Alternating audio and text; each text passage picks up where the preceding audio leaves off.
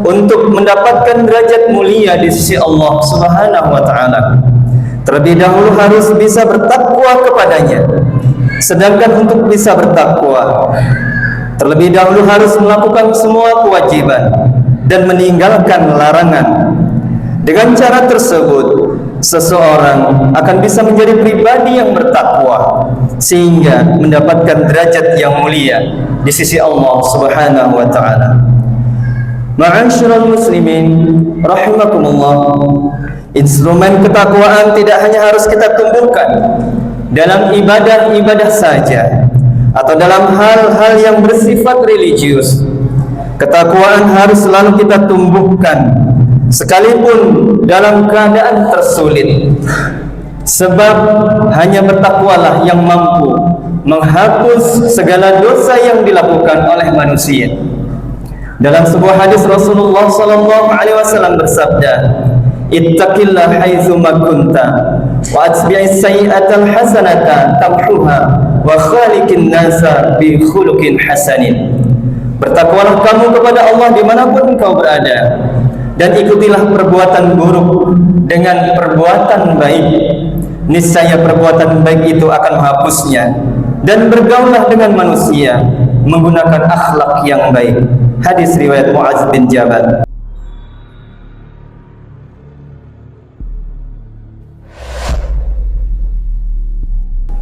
Assalamualaikum warahmatullahi wabarakatuh. Alhamdulillahilladzi ja'ala at-taqwa khairaz zadi wal libas wa amarna an tazawwada biha yaumil hisab. Asyhadu an la ilaha illallah wahdahu la syarika lah, rabbun nas, wa asyhadu anna sayyidana Muhammadan abduhu wa rasuluhu al-mawsufu bil akmali sifatil ashkhas.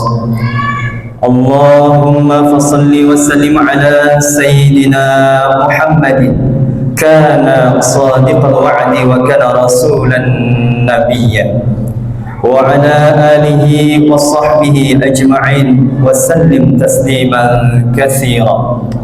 Amma ba'du, faya ayyuhal hadirun rahimakumullah, usini nafsi wa iyyakum bitaqwallahi faqad fazal muttaqun. Qala Allah ta'ala fil Qur'anil Karim, a'udzu billahi minasy syaithanir rajim. Bismillahirrahmanirrahim. Ya ayyuhalladzina amanu taqullaha haqqa tuqatih wa la tamutunna illa wa antum muslimun. Ma'asyiral muslimin al-hadirin sidang Jumat rahimakumullah, sebaik-baik bekal yang akan kita bawa ketika sudah menghadapi kematian adalah ketakwaan kepada Allah Subhanahu wa taala. Oleh karena itu, di kesempatan yang mulia ini, khatib berwasiat kepada diri khatib sendiri, kepada keluarga dan semua jamaah yang hadir pada kesempatan pelaksanaan sholat Jumat kali ini untuk senantiasa meningkatkan ketakwaan kepada Allah Subhanahu wa taala dengan cara menambah ibadah-ibadah yang kita lakukan, menguatkan keimanan, memantapkan keyakinan kepada Allah, serta menjauhi larangannya. Maksud dari takwa itu sendiri adalah mengerjakan semua perintah Allah dan menjauhi semua larangan-larangannya, baik di waktu suka maupun duka, di keramaian maupun di saat sendiri. Mengerjakan semua perintah dan menjauhi semua larangan menjadi sebuah bukti nyata bahwa kita adalah hamba Allah yang taat, hamba yang telah merasakan nikmat dan manisnya ibadah dan bermunajat kepadanya. Oleh karena itu, barometer kemuliaan seseorang di sisi Allah hanyalah ketakwaan, sebagaimana yang ditegaskan dalam Al-Quran. Allah Subhanahu wa ta'ala berfirman, a'udzu billahi minasyaitonir rajim, Inna akramakum 'indallahi atqakum. Innallaha 'alimun khabir. Sesungguhnya yang paling mulia di antara kamu di sisi Allah ialah orang yang paling bertakwa. Sungguh Allah Maha mengetahui, Maha teliti.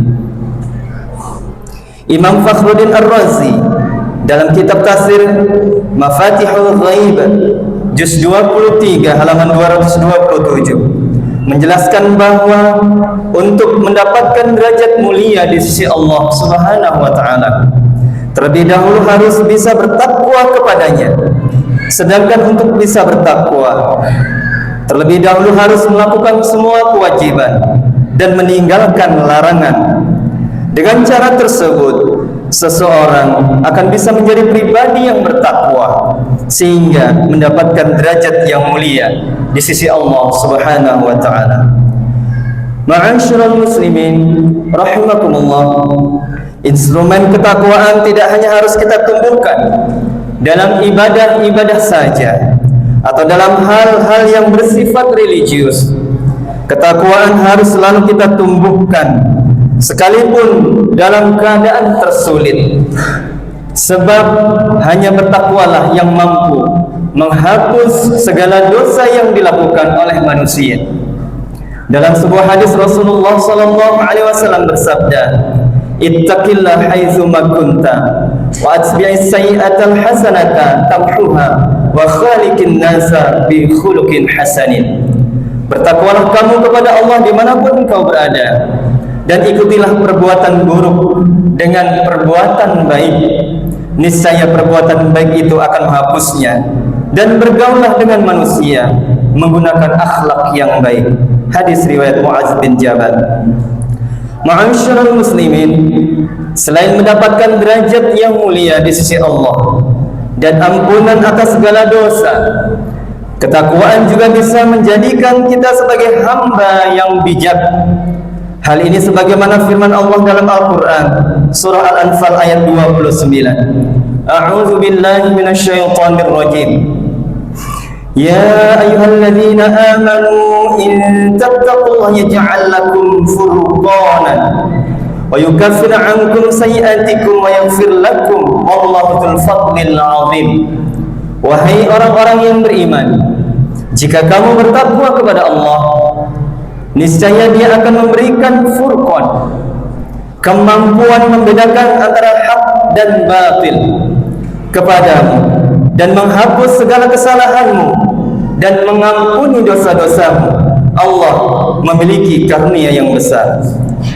Imam Ibnu Katsir dalam tafsirnya, Tafsir Al-Qur'anil Azim juz 4 halaman 43 menjelaskan bahwa yang dimaksud dengan furqanan pada ayat di atas adalah kemampuan untuk bisa berhati-hati dan cermat dalam mengambil sebuah keputusan. Furqanan ay faslan bainal haqqi wal batil, yang artinya maksud furqanan itu adalah kemampuan untuk membedakan antara yang hak dan yang batil. Maksud dari kemampuan untuk membedakan antara yang hak dan batil adalah bahwa orang yang bertakwa akan menjadi pribadi yang bijaksana ketika ia dihadapkan dengan dua hal, antara benar dan salah.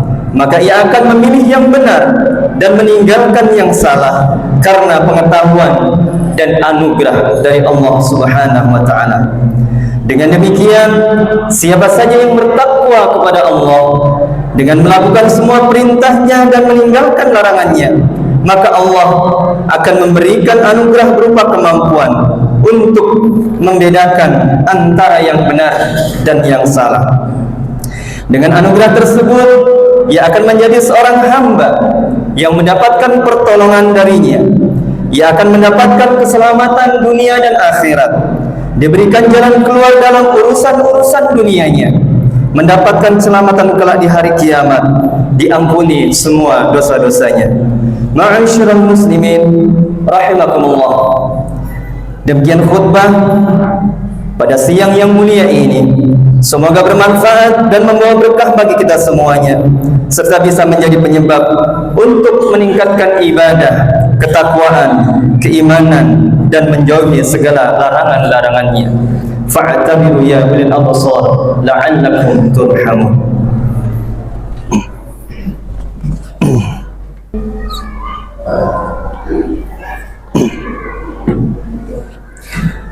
Alhamdulillah hamdan kama amara.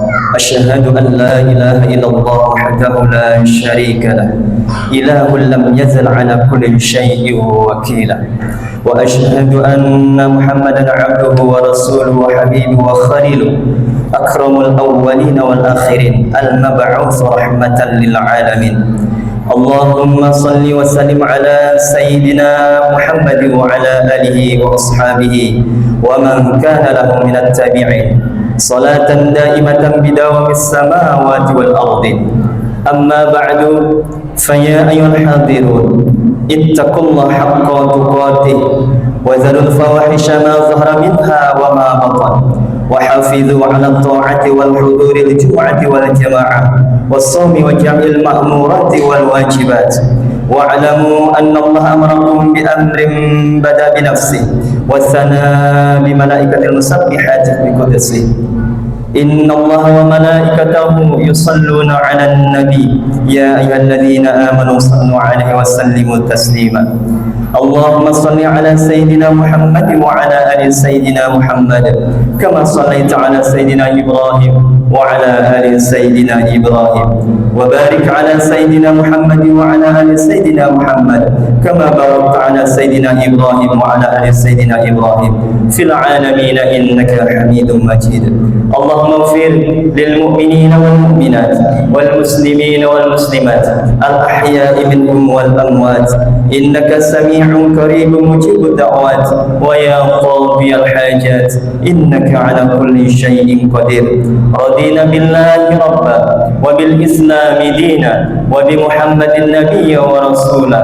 اللهم يا مقلب القلوب ثبت قلوبنا على دينك وطاعتك. اللهم إنا نسألك رضاك والجنة ونعوذ بك من سخطك والنار. اللهم إنا نسألك علما نافعا ورزقا طيبا وعملا متقبلا. اللهم إنا نعوذ بك من جهد البلاء ودرك الشقاء وسوء القضاء وشماتة الأعداء. ربنا آتنا في الدنيا حسنة وفي الآخرة حسنة وقنا عذاب النار. والحمد لله رب العالمين. عباد الله، إن الله يأمر بالعدل والإحسان وإيتاء ذي القربى وينهى عن الفحشاء والمنكر والبغي يعظكم لعلكم تذكرون. ولذكر الله أكبر. وأقيموا الصلاة.